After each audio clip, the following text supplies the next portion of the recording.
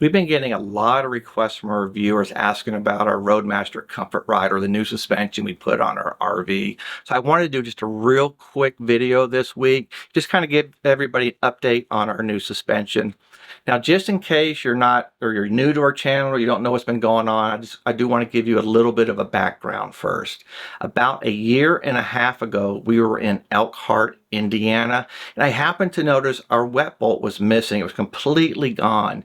If you don't know what a wet bolt is, it's one of the bolts that holds your leaf springs to the frame of your RV. At this point, we're literally stranded in Elkhart. So what did we do? We created a video called Stranded in Elkhart. I'll put a link to it up here. It's a pretty good video if you want to just understand the process we went, how we ended up getting everything fixed, and how we got back on the road again, and the stuff we did working with Grand Design and Lippert. All right, so what we're going to try, Dina just raised this side of the RV up. I'm trying to take as much pressure off these tires as possible. My thinking is I need to manipulate this swing arm right here to try to get this side back. And I'm going to probably use my bottle jack underneath to raise this up. And hopefully between the two, we can get this lined up. So now at this point, we thought we were good to go. We thought all our problems were solved. We're back on the road again. We ended up getting into Colorado later that same year. I noticed another wet bolt was basically broken in half. It was actually still in there, but it was busted in half. I just pulled it right out. At this point, we knew we had a serious problem. We're full-time. We can't keep replacing these wet bolts. So we did decide we were going to upgrade our suspension. Now, we also did a video on that, on the Roadmaster suspension, getting that upgraded when we were at Henderson's lineup in Grants Pass. Again, I will put a link to it up here. That's a pretty good video if you're just curious on the whole process of getting rid of the old suspension and the new suspension and what we went through for all of that. Some of that we get transferred through the equalizer into another axle, and so you're kind of getting a shock, and some of that energy goes down to the axle, and then it kind of back and forth until it dissipates. Back and forth. It could go up into your frame and transfer into the house and everything. So that's basically a background on what happened and why we decided to upgrade our suspension. Now that you have a little bit of the history on how we got here, I want to talk a little bit about our suspension and why we decided to go with Roadmaster. Now, when this happened to us, there was two really major options. One was the MoRide independent suspension, and the other is the Roadmaster slipper springs. Now, in our case, where we were at the time, the MoRide was extremely expensive, almost twice the price as what it would have been if we would have got that when we were in Elkhart, Indiana. So that was an issue for us. The other thing with MoRide was, again, at the time, there was only a couple different places that could install that system. So that kind of worried me a little bit. Long story short, we did decide to go with Roadmaster. Now, the Roadmaster company is right here in the United States. They actually build all their parts in-house with the raw materials. So they're very, very well-known company, and very well known for their quality of their products as well.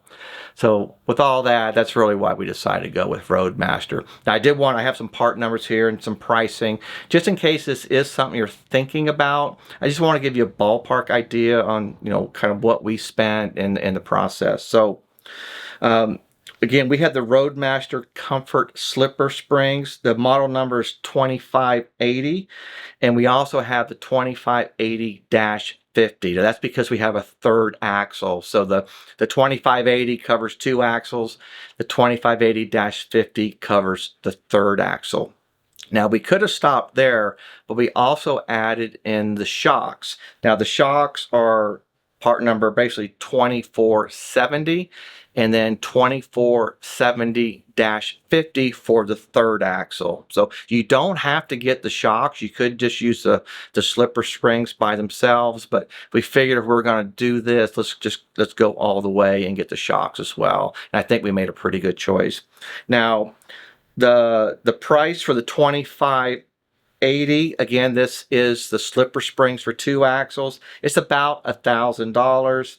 The 2580-50, this is the springs for the third axles, it's just shy of $900. Now things may have changed, but again, this is just a ballpark price if you're interested. For the shocks, the 2470, this is the shocks for the two axles, it's about $650.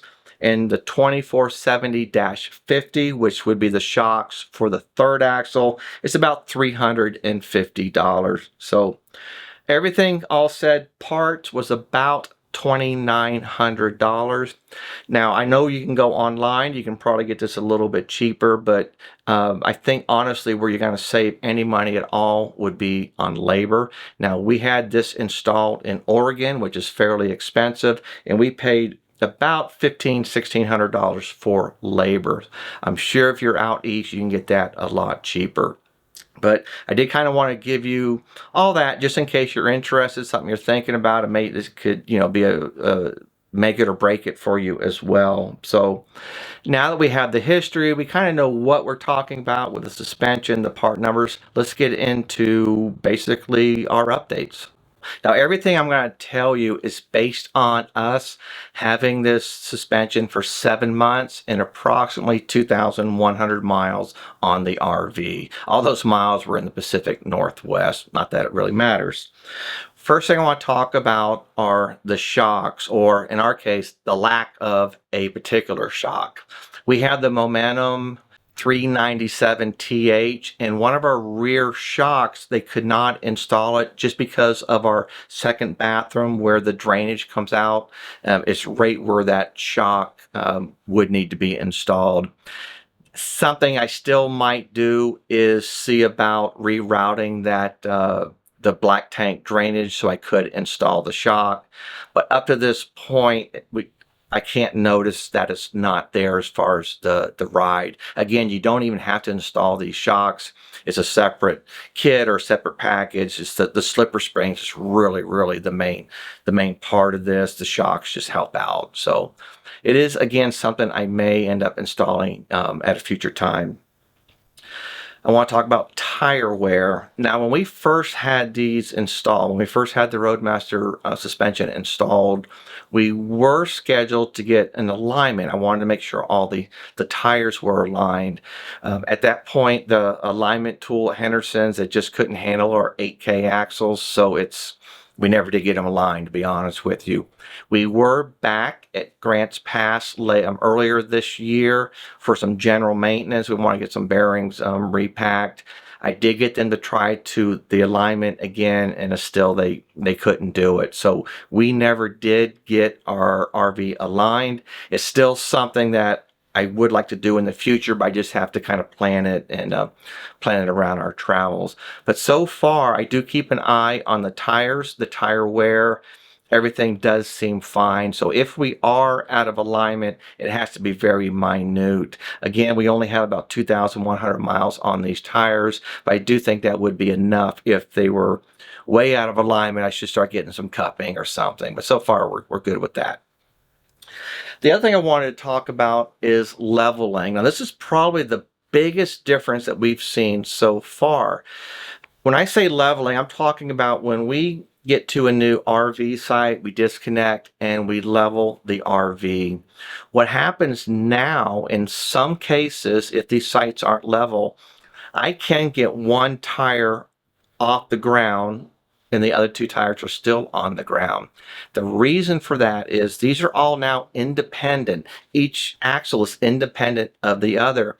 The original suspension we had an equalizer in between two axles. So if one tire went up, it would equalize, and they would both equalize and be on the ground in most cases. We don't have that now. Each tire is completely individual from the other.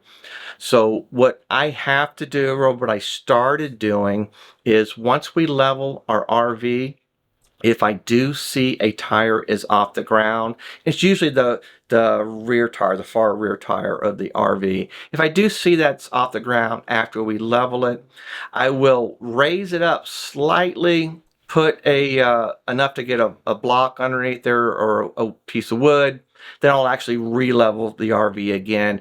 I just personally don't like having a tire off the ground for any length of time. Now, if we were going to stay somewhere for a night, a harvest host overnight type thing, I probably wouldn't worry about it. But we typically stay somewhere for 2 weeks at a time. It's just me. It's just personal preference. I'd rather not have a tire sitting up in the air for that kind of time. So it's about basically our overall feelings with the Roadmaster. Again, this is what a lot of people have been asking about. Did we make the right decision? I think yes. I think we did very well. The Roadmaster is a lot smoother ride. Now I don't have apps or anything to compare before and after. All I can tell you is we don't have half the stuff falling out of our attic or off the shelves or anything like that since we had the Roadmaster. So it's, in my opinion, again, I don't have exact stats for this or measurements, but it's definitely a much smoother ride. So we do feel better about that. And I think just as importantly, we haven't broke anything yet. We haven't broken a wet bolt or anything underneath. Everything's been fine for the last 2,100 miles.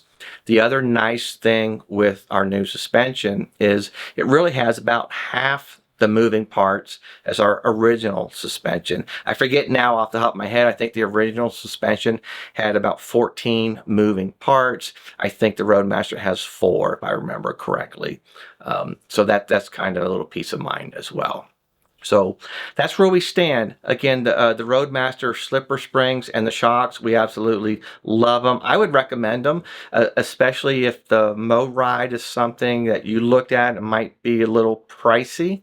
Roadmaster's definitely a little bit cheaper and a little bit cheaper option. I'll just leave it like that. So yeah, we're happy with it, and I think we made the right choice. I think we made the right choice at Henderson's as well for installing it. So hopefully that answers your questions about our suspension. Remember, always live life to the fullest.